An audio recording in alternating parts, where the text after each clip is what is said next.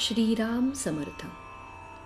श्री गोंदवलेकर महाराज प्रवचने दिवस 84. प्रपंच हा परमार्थाला साधन म्हणून वापरावा. आपले खरे समाधान भगवंताजवळ आहे आणि ते मिळवण्यासाठी भगवंताचे प्रेम आम्हाला लागणे जरूर आहे. ते प्रेम आपल्याला कसे मिळेल याचा आपण विचार करू. वास्तविक आईचे तिच्या मुलावरचे प्रेम स्वाभाविक असते. तिला मुलावर प्रेम कर म्हणून शिकवण्याची जरुरी नसते. त्याप्रमाणे भगवंतावर आपले प्रेम असणे जरूर आहे. मनुष्य जन्म हा भगवंताच्या प्राप्तीसाठी आहे. ईश्वराने एवढी सृष्टी निर्माण केली, पण मनुष्यदेह निर्माण केल्यावर त्याला फार आनंद झाला. त्याला वाटले, खरोखर या योनीमध्ये जन्म घेणाऱ्याला माझे प्रेम मिळवता येऊन मला ओळखता येईल. असे असताना मनुष्य प्राण्याला भगवंताचे प्रेम स्वाभाविक का बरे असू नये?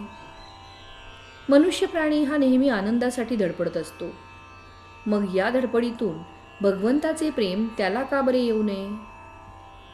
मला वाटते, ज्या ध्येयासाठी आपण धडपडत असतो ते ध्येय ठरविताना आम्ही चुकत असलो पाहिजे. खास आमचे ध्येय असे असले पाहिजे की त्यातून आम्हाला शाश्वत आनंद मिळवता आला पाहिजे. तो आनंद जर एवढ्या कष्टाने मेहनतीने सुद्धा आम्हाला मिळत नसेल तर आमचे ध्येयच चुकले असे म्हणायला कोणती अडचण आहे, तुम्ही सांगा. आज प्रपंच आम्हाला हवासा वाटतो. प्रपंचातल्या नाना तऱ्हेच्या गोष्टी आम्हाला सुख देतील असे वाटत असते आणि त्या मिळवण्यासाठी आम्ही अहनिर्ष झटत असतो. वस्तूसाठी चाललेली आमची धडपड ही खरे पाहता त्या वस्तूसाठी नसून त्यातून मला आनंद मिळेल या कल्पनेने, त्या आनंदासाठी आम्हाला ती वस्तू हवी असते. त्या वस्तूत मला समाधान मिळेल ही कल्पना नाहीशी व्हायला पाहिजे. आज प्रपंचात मला समाधान मिळेल असे वाटते, ती माझी कल्पना नाहीशी होणे जरूर आहे.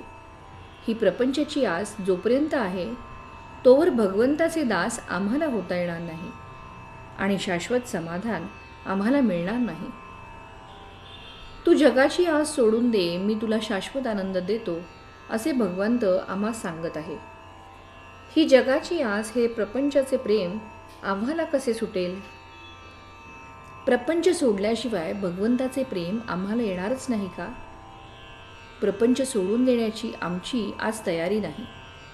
तो न सोडता भगवंताचे कसे होता येईल यासाठी संतांनी मार्ग सांगितला आहे. त्या मार्गाने आम्ही जाणे जरूर आहे. ज्याप्रमाणे आपण आपल्या या खिशातील पैसे त्या खिशामध्ये ठेवतो, त्याचप्रमाणे प्रपंचातील आपले मन आपण काढून भगवंताकडे लावावे. तसे करण्यात समाधान आहे. भगवंताला अशी प्रार्थना करा की देवा, प्रारब्धाने आलेले भोग येऊ देत, पण तुझे अनुसंधान मात्र चुकू देऊ नकोस. तात्पर्य, दिवा जळायला हवा असेल तर त्यामध्ये सतत तेल घातले पाहिजे. तसे भगवंताचे अनुसंधान सारखे राखण्यासाठी त्याचे नामस्मरण आपण सतत करीत असावे.